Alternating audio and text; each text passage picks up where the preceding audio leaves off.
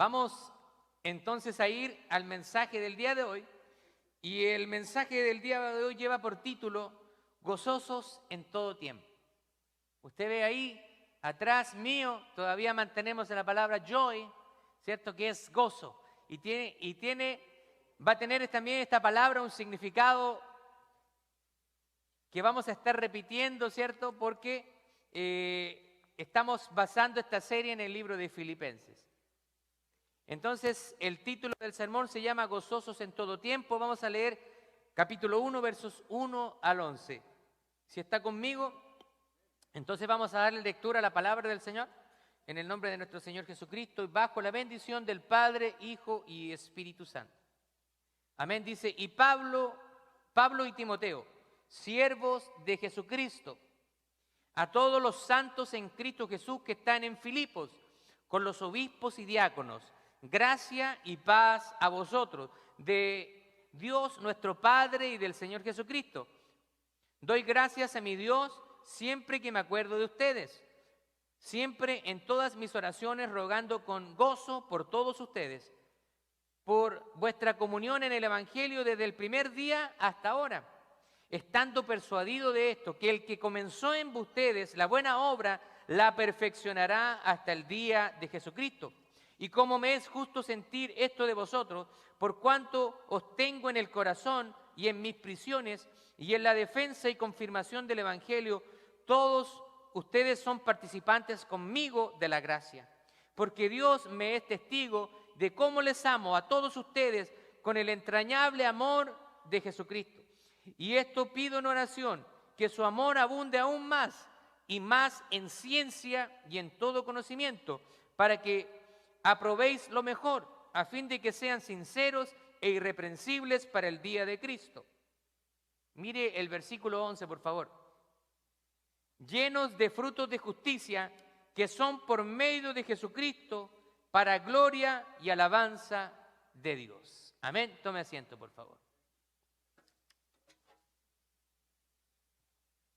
Como le decía, estamos muy entusiasmados porque estamos comenzando una nueva serie en el libro de Filipenses. Este es un hermoso libro escrito por el apóstol Pablo y a esta serie la hemos llamado Gozo en el Rey. ¿Quién es el Rey? Jesucristo. Jesús es nuestro Rey. Ahora, esta carta de los Filipenses es una de las cartas que forman parte de las denominadas cartas o epístolas de la prisión, porque precisamente se escribieron estando Pablo en prisión. Así que Pablo está escribiendo esta carta desde la cárcel, no desde la comodidad de su casa. No está Pablo echadito en su sofá viendo televisión. No, él está en una cárcel del primer siglo. Las cárceles en esa época eran lugares muy, para decir, en realidad no tenían nada de comodidad. Las cárceles del primer siglo eran muy lúgubres, oscuras, frías, húmedas, sin ningún tipo de comodidad. Ahora, si nosotros nos ponemos a pensar cuáles son los tipos de personas que están en las cárceles. Si yo le pregunto a usted qué tipo de personas están en las cárceles, usted se va a imaginar todo tipo de delitos, ¿o no? Homicidas, narcotraficantes, pedófilos, estafadores y todos los delitos que puedan existir. Así que si nosotros nos ponemos a pensar qué tipo de personas están en la cárcel, obviamente que viene a nuestra mente personas que han cometido delitos, que han cometido un crimen, asesinatos, estafadores, violadores, etc. Pero en este caso, viendo al apóstol Pablo, él no había cometido ningún tipo de delito. ¿Sabe por qué él estaba en la cárcel? ¿Sabe por qué Pablo estaba en la cárcel? Por el simple hecho de estar predicando el Evangelio.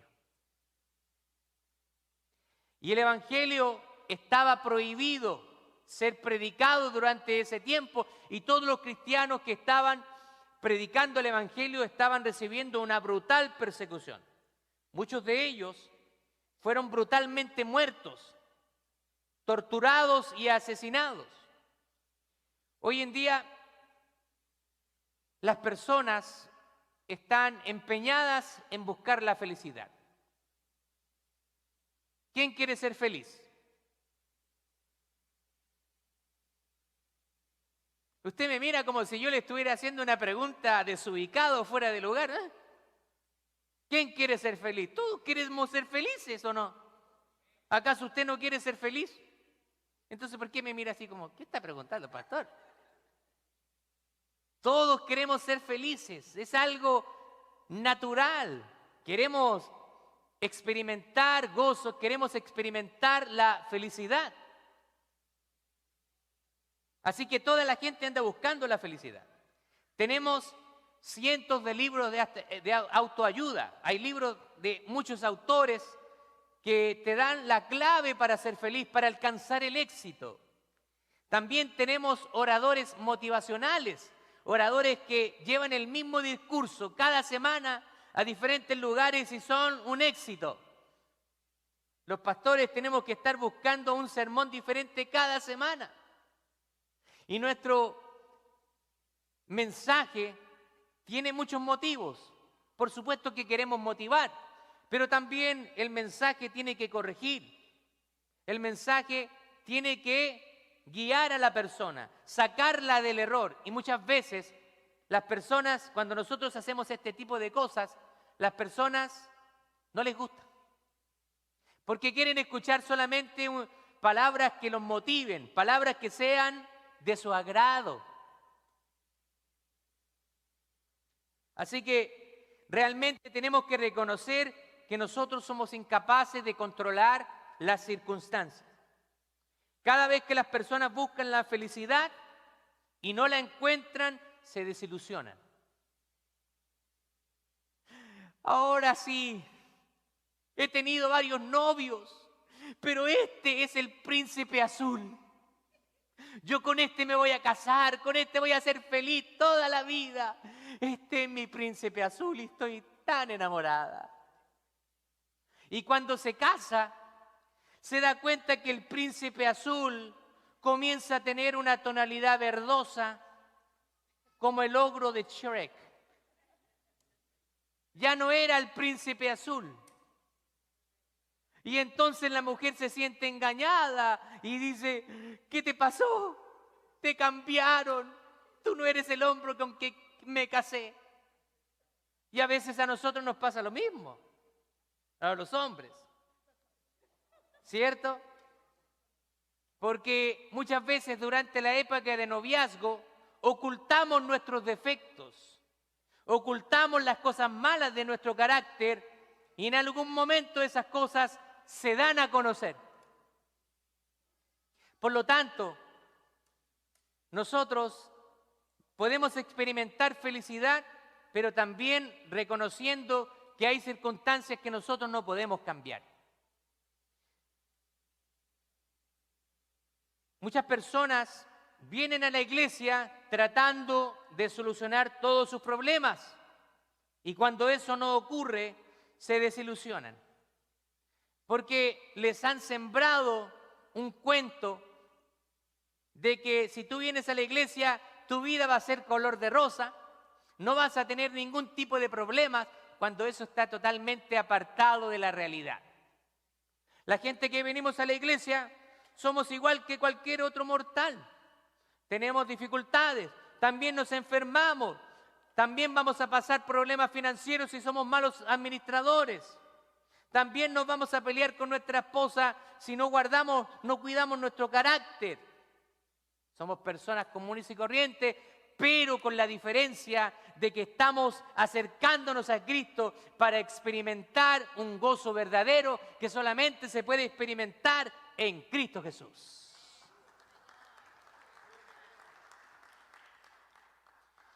Así que muchas personas se alejan de la iglesia. No encontré lo que yo necesitaba y entonces se van al mundo, se van a lo opuesto. Empiezan a vivir, como dice por ahí Ricky, la vida loca. Y piensan que viviendo la vida loca entonces van a encontrar la felicidad. Mujeres, fiestas, licor, tragos, drogas. Y cuando todo el éxtasis del momento pasa, te das cuenta que estás vacío. Te das cuenta que ninguna de esas cosas satisface tu corazón. Porque llegas a la conclusión de que esas cosas pueden darte un momento de aparente placer, pero luego que esas cosas se van y estás solo en tu habitación, te sientes aún más solo. Te sientes que no hay nada que pueda llenar el vacío que está en tu corazón. Y es porque solamente el hombre y la mujer puede llenar el vacío de su corazón si se encuentra con Cristo Jesús.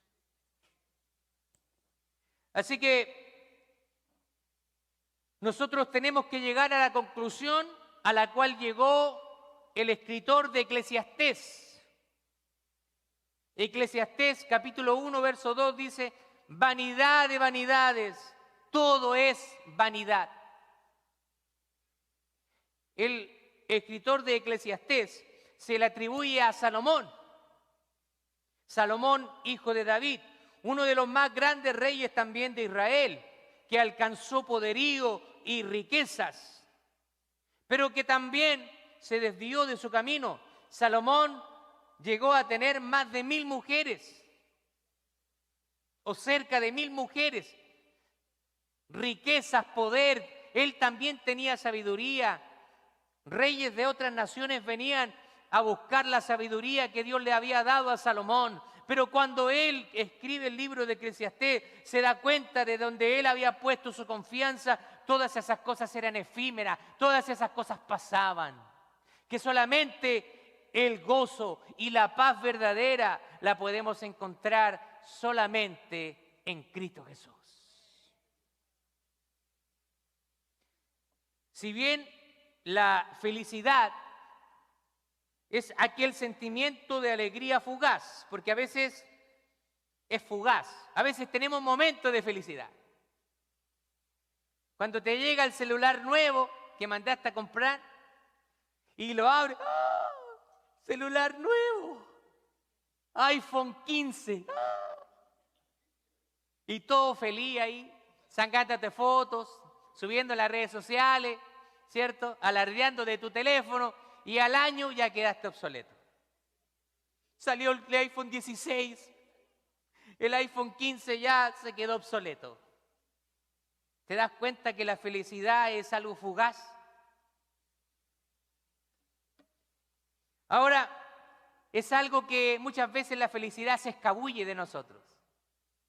Y a veces nos viene el tiempo de las pruebas, de las vacas flacas, parece que todo se vuelve en contra de nosotros. Nos enfermamos, se nos echó a perder el carro, un arreglo en la casa, costoso, y se te vienen todas de una. ¿Le ha pasado a usted? A mí me ha pasado. Se me vienen todas de una. Y entonces parece que la tranquilidad y la felicidad se nos están escabullendo. Pero déjeme decirle que hay algo que se llama el gozo del Señor. El gozo bíblico es la firme convicción de que Dios controla de manera soberana los sucesos de nuestra vida para nuestro bien y para gloria de Él. Está al alcance de todos los que le obedecen.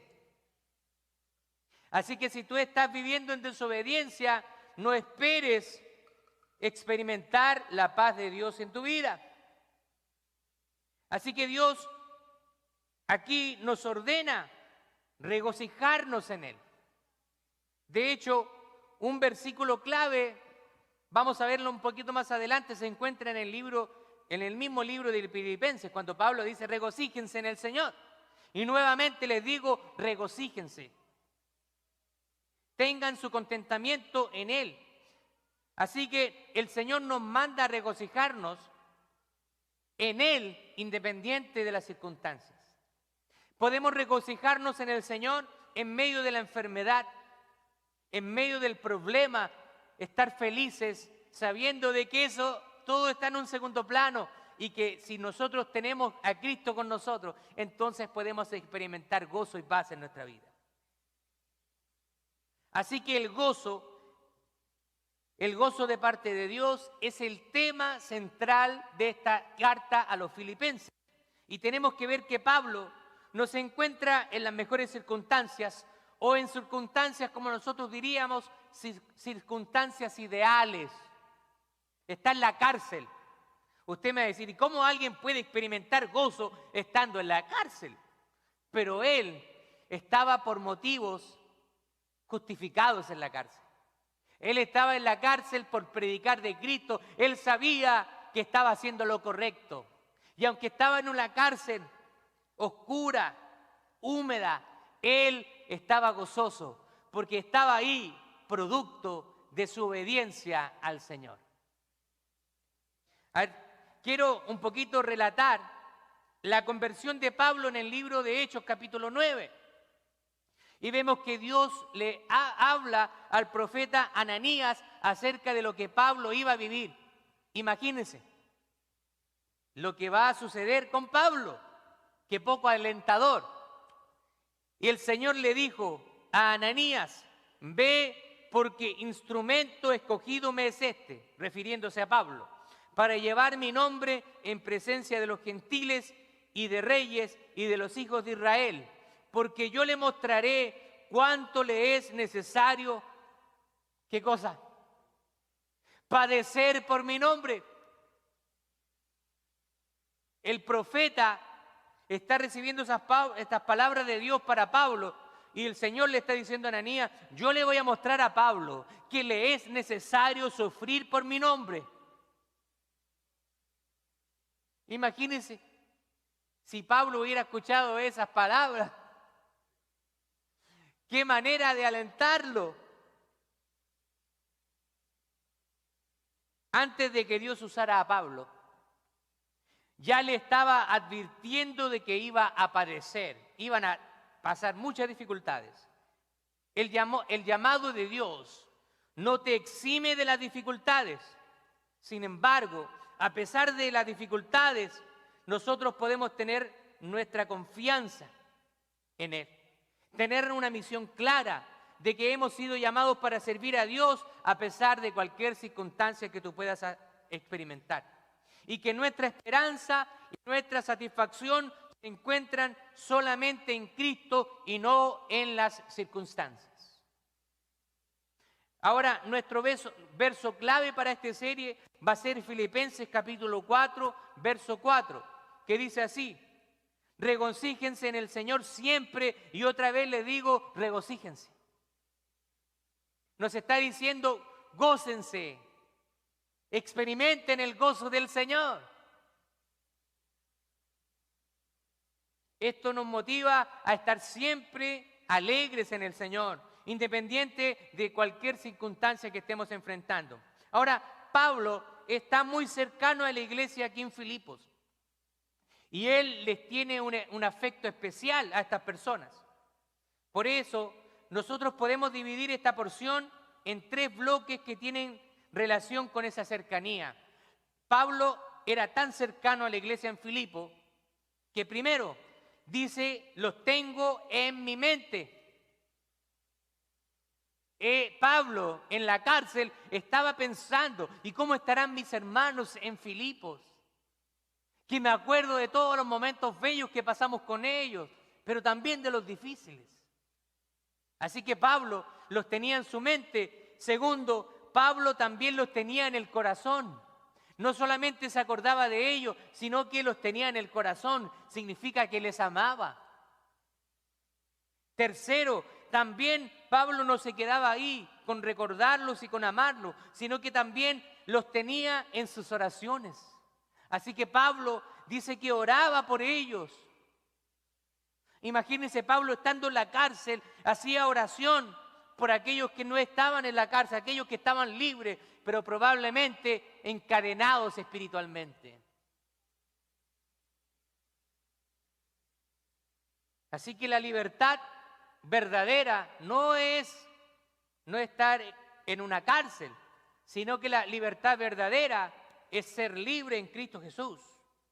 La palabra del Señor dice, si el Hijo del Hombre los libertare, entonces seréis verdaderamente libres.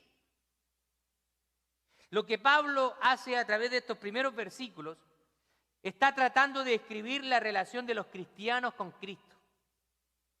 Primero, en el versículo 1 se menciona a sí mismo, somos siervos de Cristo. Ahora, primero, la palabra siervo muestra la humildad del creyente. Siervo de Cristo Jesús señala la disposición de hacer la voluntad del Señor y habla de que pertenecemos a Él en el momento de reconocerlo como Señor y que buscamos hacer su voluntad.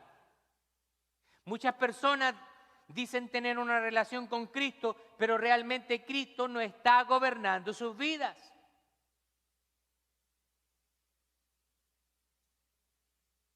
Porque no están obedeciendo la palabra del Señor.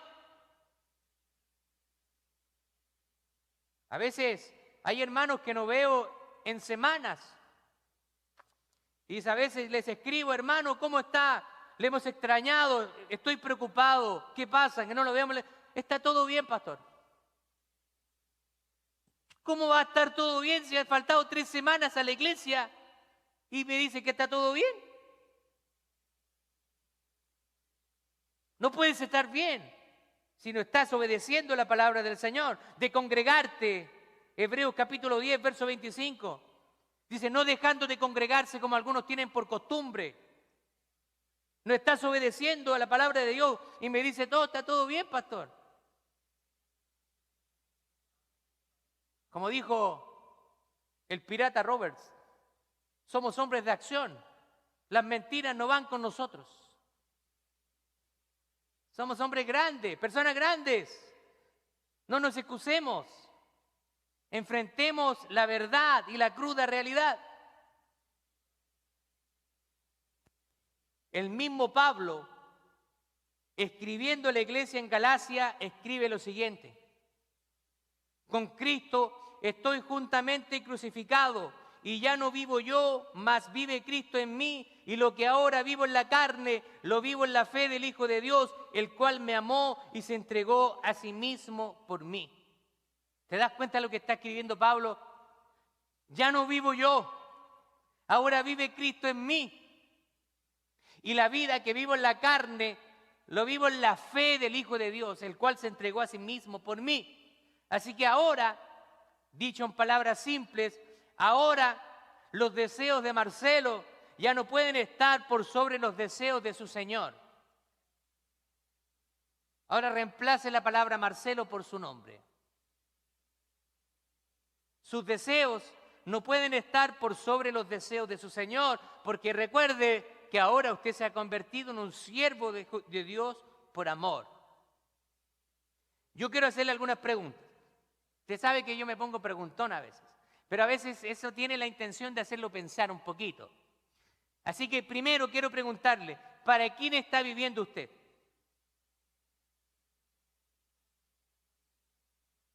¿Para quién vive usted? Segundo, si usted dijo que está viviendo para Cristo, y espero que sea su respuesta, la segunda pregunta sería, ¿está usted realmente viviendo para Cristo?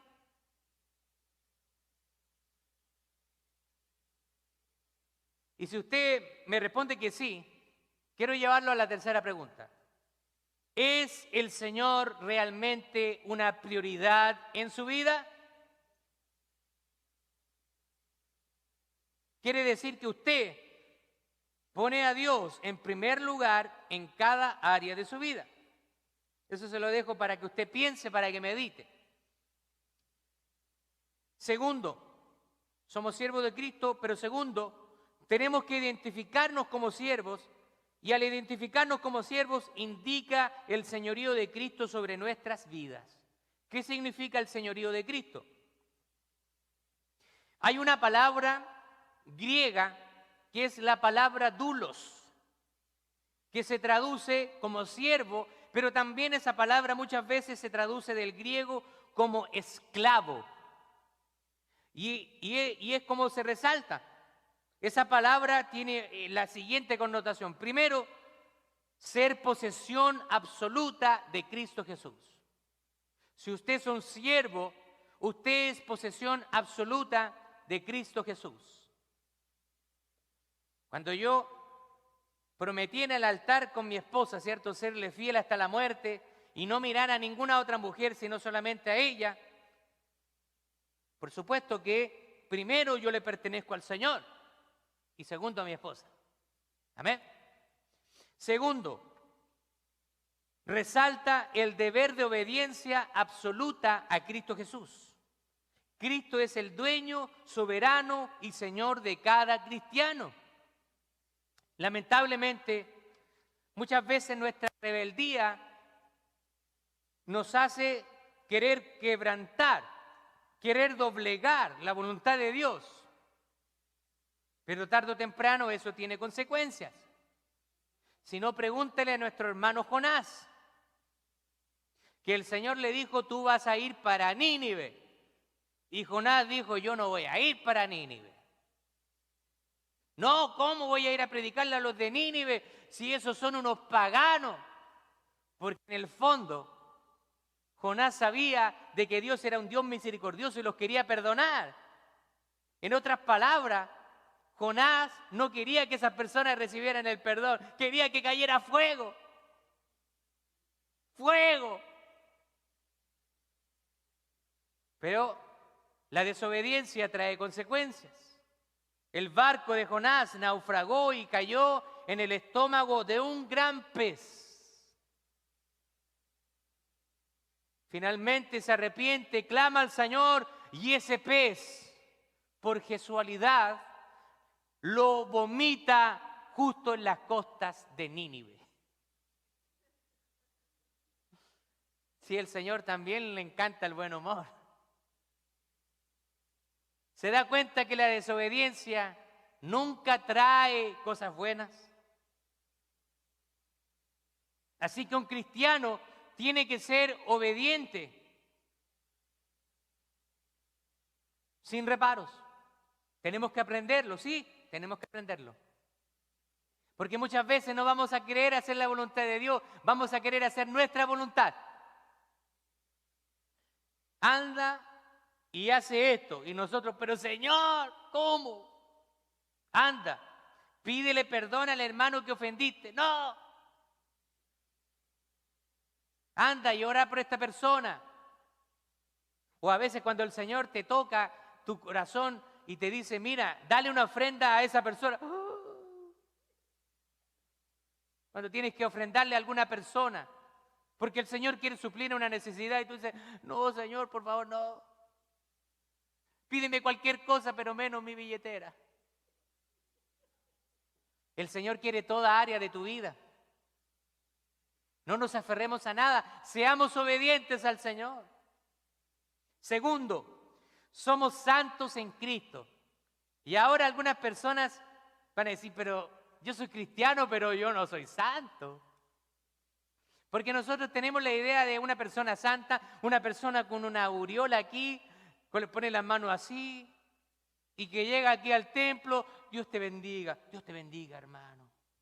¿Usted cómo está, hermano? Espérame un momento, estoy recibiendo revelación de parte del Señor. Pensamos que una persona que es santa es una persona rara, extraña. Nosotros podemos ser santos sin tener que esconder nuestra personalidad. Algunas personas piensan que ser cristiano tienes que como renunciar a tu personalidad y eso no ocurre. Antes de llegar al Señor siempre era el alma de la fiesta, como se dice en mi país.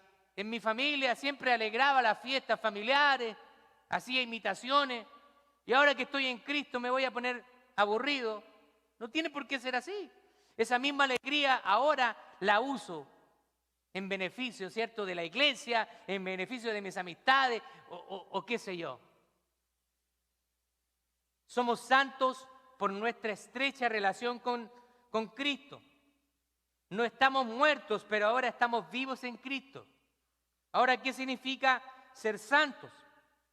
Ser santos indica que usted ha sido separado para Dios. Ha sido apartado de su antigua manera de vivir y ahora Dios quiere que usted comience a vivir una nueva vida en Él. Lo aparta para Él y lo hace parte de un nuevo pueblo y lo hace heredero de las promesas que Él nos ha dado como pueblo de Dios. Segundo, la santidad indica la consagración del creyente. Se aparta de lo común. Nos apartamos de la maldad del mundo y nos consagramos a Dios. Nos dedicamos a servir a Dios. Si antes usted pasaba 5 horas pegado en la televisión, viendo series de televisión, ahora usted pasa menos, porque ahora también usted dedica tiempo a la oración. Eso es santificarse, consagrarse para Dios.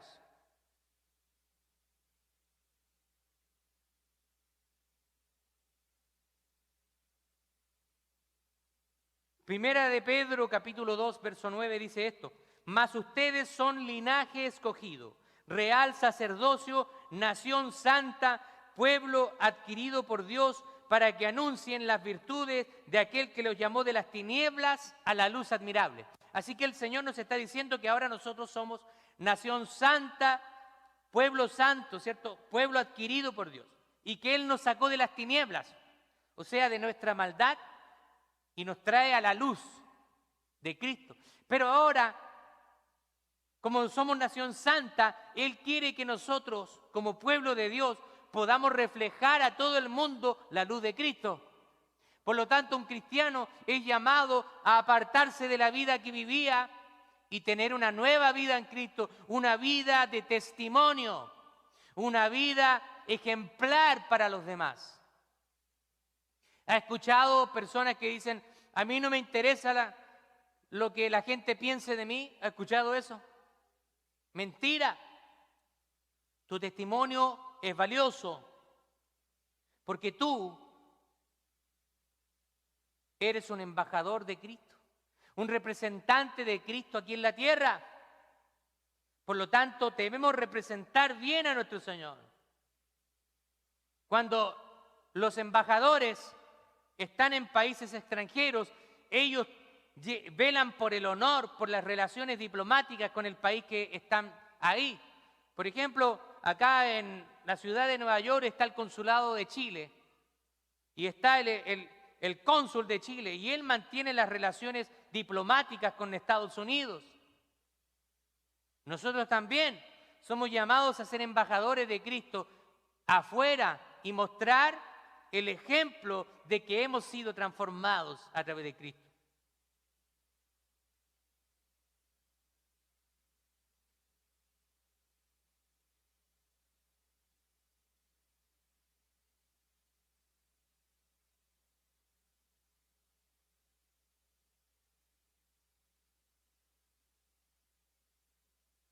Debemos reconocer que para alcanzar una vida así no es algo fácil. Yo tampoco quiero negar el hecho de que vivir una vida santa para el Señor, no le puedo decir que es fácil. No, no es fácil. A raíz de que vamos a tener muchas distracciones en el mundo. Hay demasiadas distracciones.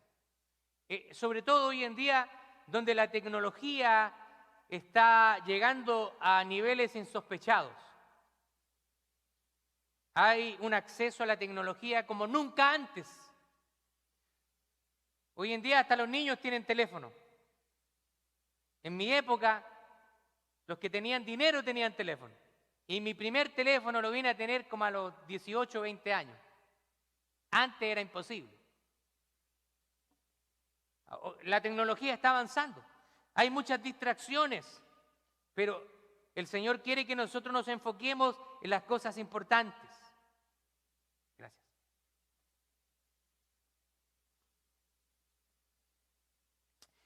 Entonces debemos hacernos la siguiente pregunta.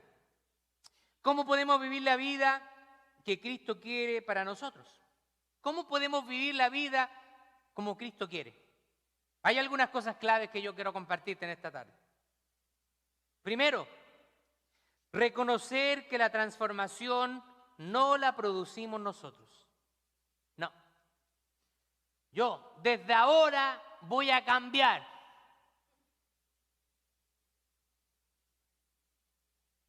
Incluso cuando tú tienes vicios, desde ahora este va a ser el último cigarrillo que me voy a fumar. Me comprometo conmigo mismo. Pasa el otro día y terminaste cayendo nuevamente en el vicio del cigarrillo. Yo no sé si le he contado esto, pero antes de ser cristiano, yo estaba estudiando en la universidad y yo era un fumador adicto y yo quería dejar el cigarrillo. Y muchas veces me lo propuse y no podía. No podía. Hasta que llegó Cristo. Yo no sé cómo, de una manera sobrenatural, de un día para otro el olor a cigarrillo y el humo del cigarro ya me empezó a dar asco. Me daban náuseas y ya no pude volver a tocar un cigarrillo. Fue algo sobrenatural. No algo que yo me propuse, pero que Cristo hizo cuando yo me acerqué a Él. Así que cuando tú te acercas a Cristo, Él comienza a hacer una transformación en ti. Así que lo primero es reconocer que nosotros no nos podemos cambiar. Aunque somos, por supuesto, llamados a esforzarnos, esfuérzate y sé valiente. Usted es el que se tiene que levantar para llegar a la iglesia. Usted tiene que hacer un esfuerzo. Pero finalmente, en último término, no somos nosotros los que vamos a producir los cambios en nuestra vida, sino que va a ser Dios a través de su Espíritu Santo en nosotros. Filipenses capítulo 1, verso 6 dice, estando persuadido de esto, que el que comenzó en ustedes la buena obra, la perfeccionará hasta el día de Jesucristo. Así que, ¿quién comenzó en nosotros la buena obra? Cristo Jesús comenzó en nosotros la buena obra. Así que Él la va a ir perfeccionando. Ahora, muchas veces te va a tocar pegarte unos cantazos fuertes. Por porfiado, por porfiada. Te vas a dar fuerte, te van a salir así unos cototos. Así unos chichones. Pero vas a aprender. Porque muchas veces nos gusta el método difícil. ¿Sí o no? Sería más fácil obedecer, pero nuestra naturaleza humana nos lleva a que andemos así, todos moreteados. Segundo, crecer en el conocimiento de la palabra y por consiguiente en el amor de Dios, hacia Dios y a los demás. Filipenses 1:9 dice, y esto pido en oración, que vuestro amor abunde aún más y más en ciencia y en todo conocimiento. Así que para poder crecer en amor, necesitamos conocer más a Dios. ¿Y cómo conocemos a Dios? A través de su palabra. Es increíble. Conozco personas que llevan años y años en la iglesia y no leen la Biblia. Puedo hacer preguntas simples y no van a ser capaces de responder. ¿Dónde se encuentran? ¿Dónde Pablo habla acerca de los dones espirituales? A través de la Biblia, ¿cómo puedo llevar a una persona al arrepentimiento y presentar el plan de salvación a través de la Biblia?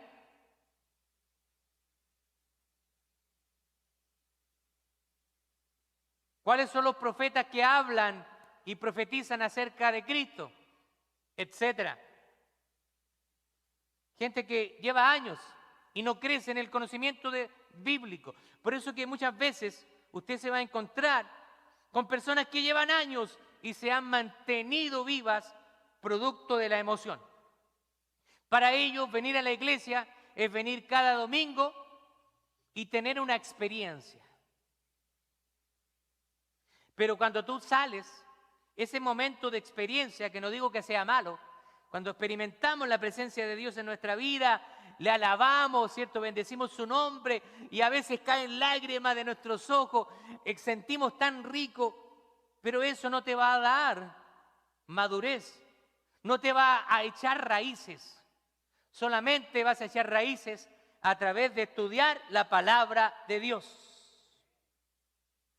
Por eso que yo he visto muchas personas que a veces llevan años y viven de emociones y en un momento, ¡pum!, caen. Porque nunca se fundamentaron en algo sólido. Fueron emociones de domingo que te dieron, pero nunca fueron fundamentos en la palabra de Dios.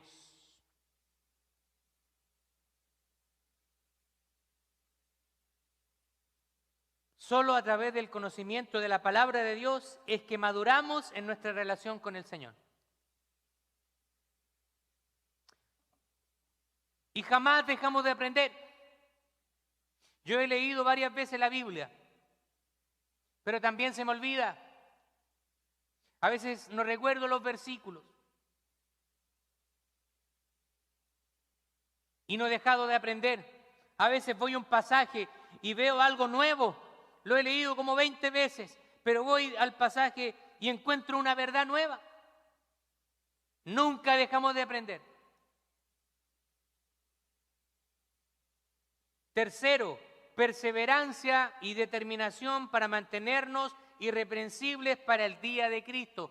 Perseverancia, determinación. Filipenses 1:10 dice, para que aprobéis lo mejor, a fin de que seáis sinceros e irreprensibles para el día de Cristo.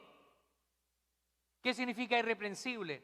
Algo que irreprensible significa que no tengan nada de qué acusarte. Tú tienes que tener un testimonio intachable, nada de lo que los demás puedan acusarte. La carrera cristiana no es fácil, hay que hacer sacrificios. Muchas veces la carne querrá apartarnos. Está frío, está cayendo un poquitito de nieve, está calentita la cama, trasnochaste el día anterior, te fuiste de parranda, te acostaste a las 5 de la mañana y tienes que levantarte a la iglesia. No. La otra semana, esta semana no. La carne muchas veces te va a dejar en la casa. Total, un día que falte, no pasa nada. El tema es cuando eso se vuelve algo rutinario en tu vida, porque un día no te va a pasar nada. Pero cuando ya empieza a ser una constante en tu vida, algo anda mal. 4, experimentar los frutos de justicia a través de nuestra relación con Cristo. Y esto me lleva a una idea, que las personas con las cuales tú te relacionas te influyen, ¿sí o no? Está comprobado. La palabra del Señor dice que las malas conversaciones corrompen las buenas costumbres. Así que del tipo de personas que tú te rodeas, influye tu vida. Ahora, queremos nosotros ser influencia para ellos, pero no que ellos nos cambien a nosotros. Así que cuando nosotros nos acercamos a Cristo, Él comienza a influenciar nuestra vida. Filipenses capítulo 1, verso 11 dice así: llenos de frutos de justicia que son por medio de Jesucristo para gloria y alabanza de Dios. Si tú estás en Cristo, tienes que dar frutos. Si no estás dando frutos, es porque no estás cerca de Cristo. That's it.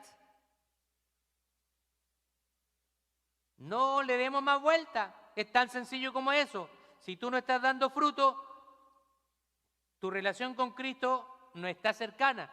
Si te estás acercando cada día más a Cristo, vas a comenzar a experimentar mucho fruto. Una relación genuina con Cristo trae necesariamente frutos visibles. Mire lo que dice Juan en el capítulo 15, versos 1 al 5. Dice así: yo soy la vid verdadera. Cristo está hablando de sí mismo. Y mi Padre es el labrador.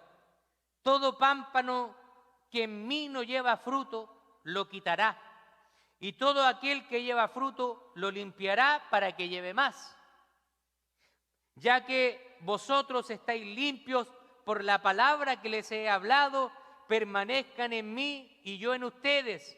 Como el pámpano no puede llevar fruto por sí mismo si no permanecéis en la vid, así tampoco ustedes si no permanecen en mí. Así que para llevar fruto hay que estar cerca de Jesús, hay que abrazar a Jesús, hay que tomar la mano de Jesús fuertemente. Versículo 5 dice: yo soy la vid, ustedes los pámpanos. El que permanece en mí y yo en él, éste lleva mucho fruto, porque separado de mí, léalo fuerte, nada podéis hacer. No, yo no necesito de Cristo en mi vida. Ustedes, los religiosos allá, ustedes, pero yo no necesito a Cristo en mi vida. Y el Señor en su palabra nos dice: lejos de mí, nada podéis hacer.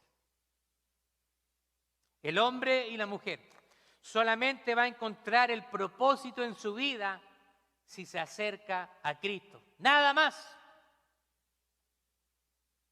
Puedes tener dinero, puedes tener salud por ahora, puedes tener buena facha o tantas cosas. Pero solamente una vida en Cristo te va a dar la satisfacción. Todo eso que te nombré en algún momento se acaba. La salud se va, la belleza se va también, envejecemos. Pero aunque el hombre externo se va deteriorando, el hombre interior va creciendo y reconfortándose cada día.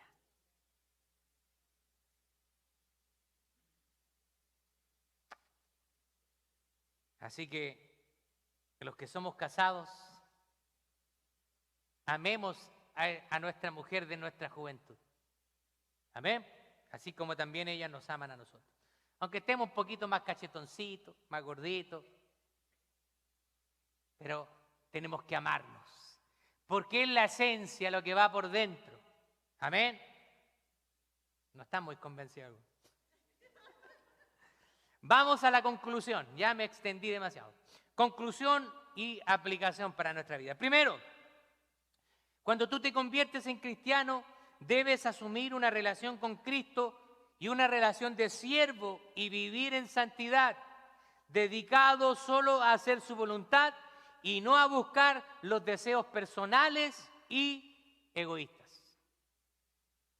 Cuando tú dices que eres cristiano, que eres un hijo de Dios, tus deseos tienen que estar en un segundo plano y hacer la voluntad de Dios primeramente en tu vida. Segundo, debemos estar creciendo siempre en la fe, incluso en medio de los sufrimientos y las circunstancias adversas. Tienes que estar creciendo. Tú no puedes ser el mismo inmaduro de hace 5 años. Tenemos que ver madurez en tu vida. Tercero, debemos trabajar intencionalmente para crecer en su gracia de Cristo. Intencionalidad. No esperes de que en una oración Dios te va a entregar todo el conocimiento bíblico, ¡pum!, como arte de magia. Eso no sucede. Los que hemos estudiado por años la Biblia, no hemos tenido que quemar las pestañas. Hemos tenido que leer libros, comentarios, libros de teología sistemática y de diferentes autores, y seguimos creciendo en sabiduría, porque como dice Pablo, no digo que lo he alcanzado todo, prosigo a la meta, yo sigo creciendo en el Señor.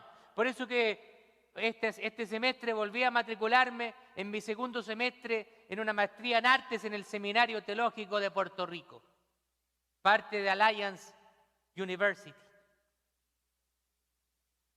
Sigo creciendo. Debemos hacer nuestra parte y Dios va a hacer la suya. Nuestra parte, ¿cuál es? Obediencia, intencionalidad, determinación, disciplina. Venga la oración y usted se queda en casa pudiendo venir. Vamos a tener un discipulado online, no se conecta, pudiendo hacerlo. Venga a los grupos de comunión, no viene, no lo considera importante. ¿Cuándo va a crecer? Si usted no se involucra en esas cosas, déjeme decirle que su crecimiento va a ser muy lento, demasiado lento. Escuchar un sermón de domingo no es suficiente. Tiene que haber una mayor intencionalidad en su vida. Y por último, debemos tomar nuestra cruz cada día y seguir a Jesús. Amén.